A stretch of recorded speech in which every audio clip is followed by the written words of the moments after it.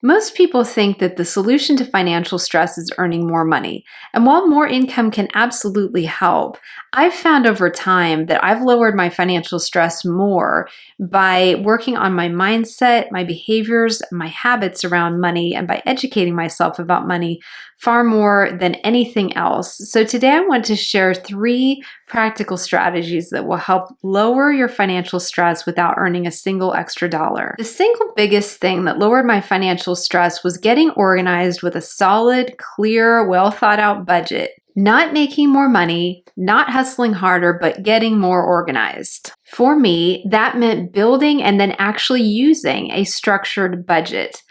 Many people underestimate how stressful having a vague money plan can be. When your money is a black box, your brain will fill that void with fear. What I found is that as I organized my finances, my stress levels really started to drop because I felt in control of my finances. I felt empowered. I was able to really lean into that sense of financial empowerment that I really hadn't had before. And it's a wonderful feeling of having your money go from being a black box to something that, if it's not quite where you'd like it to be, at least you know exactly what's going on. You know exactly how much money is coming in. You know how much money is going out to bills and expenses. You can see any leaks if you have trouble with impulse spending, for example, or there's subscriptions you're no longer using that you just need to cancel. And even if you're struggling under a mountain of debt right now, I just want you to hear this. You can get out of debt. It is possible. There are a lot of great free debt counseling services that I will link to in the description, but I just think there's nothing more stressful than being buried under a mountain of debt, especially things like medical debt, which is the leading cause of bankruptcy in this country right now, is medical debt from unexpected medical expenses that either weren't covered by insurance or weren't covered enough by insurance. And so I know it's a difficult time right now for people with their money. So I just want you to hear, especially if you're in a lot of debt or are running high credit card balances with high interest rates, there is hope. And starting with a budget and just seeing exactly where you are is the single most empowering way that you can possibly take to moving forward in your situation, as well as reaching out for help from debt counseling services and perhaps also working with a financial advisor to be able to get you on track. It's important to remember that a budget is not restriction. A budget is structure, and structure brings peace of mind. So it's really helpful to have that budget because it boils your money down into data.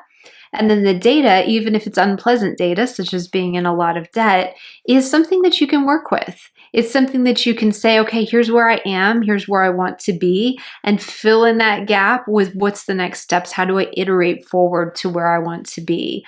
And so it takes it from being a stressful, vague situation where you just feel bad about your money all the time to data that you can track, data that you can measure. If you're interested in learning about my budgeting method, I'll link in the description to my budget method that I use in Excel, as well as to a couple of books that I've found to be very helpful in this department.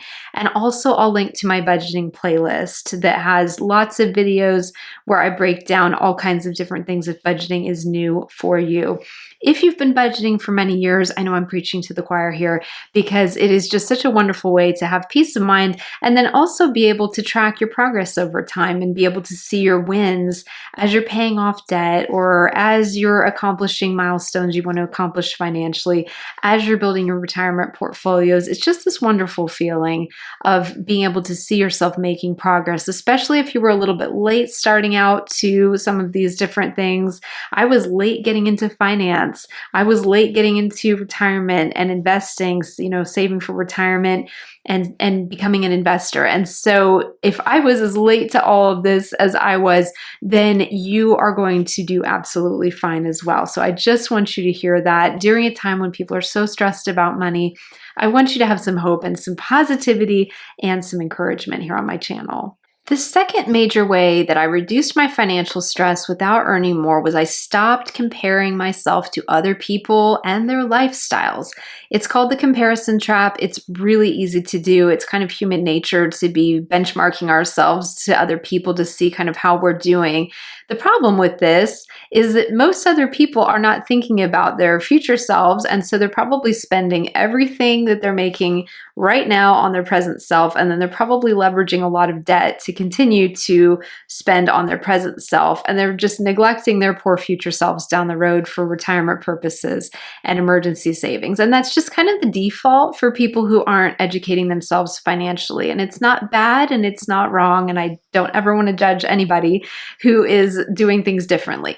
But it's just important to remember that different people have different priorities. And so what is someone else's priority who might be living this really lavish lifestyle might not be the best priority for you. And so I really found that when I stopped measuring myself to other people, comparing myself to other people and their lifestyles, it was really helpful and really freeing too, because then I could say, I'm just going to stay in my lane. I'm going to focus on my goals. I'm going to quietly build wealth in the background. And it doesn't matter if I don't feel like I'm as far along as I'd like to be with my retirement savings, or I'm not living the lifestyle that maybe I could be living if I spent all my money right now or took out all the debt the banks could possibly lend me. That's okay, because I know my goals, I know my priorities, and I'm moving in the right direction. And it just, again, gives you a lot of peace of mind. All of this stress reduction stuff is about what gives you the most peace of mind at any given time. What I want you to remember is this. Wealth is not a race. It's a personal infrastructure plan. And so as you're building that infrastructure for your own personal life, first of all, please don't compare yourself to other people because they're building on a different blueprint. Secondly, please don't listen to other people who might criticize the way you're doing your finances. If you have your intentional goal and all of the things you're working towards in mind, or you've worked with your financial planner, then you might have family or friends or acquaintances critique your lifestyle.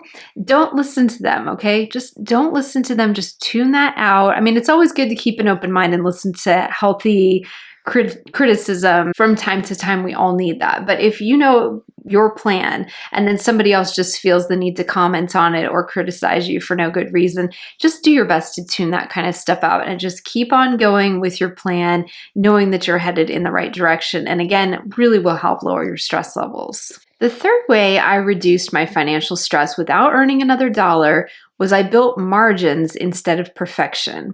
So having that breathing room in my budget, having that ability to say, I might not be absolutely perfectly on track in every aspect of my budget, but that's okay. And just having those margins rather than aiming for perfection, because I think perfection, it's just an unobtainable thing. This is real life that we live in, and nobody is going to get it right 100% of the time. And it's more important to build margins in so that you have breathing room in your budget, you have an emergency savings account so that you've got money to lean on in a crisis. And then also that you've got the consistency with your habits of consistently investing, consistently saving, consistently putting money aside towards retirement.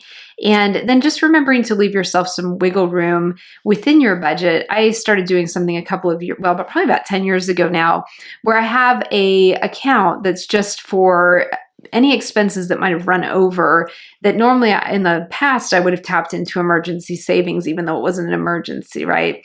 And so it's called the reserve savings account. It's just what I call it. And it's something where I just have it as a fund. I try to put money into it each and every month. And then if there's a car repair that needs to get taken care of, or one of the pets needs to go to the vet or something, that way it's not going on the credit card with no idea of how we're going to pay it off. It is going to be paid for out of that reserve savings account. So just having some of that extra money in there that's dedicated to kind of like TBD, like to be determined expenses, so you don't have to tap into emergencies, and your emergency savings is really helpful, again, for building peace of mind. So thank you so much for joining me for today's video. And if you enjoyed this one, I've got another one I will put up on screen that I think you'll also enjoy, and I will see you very soon over there.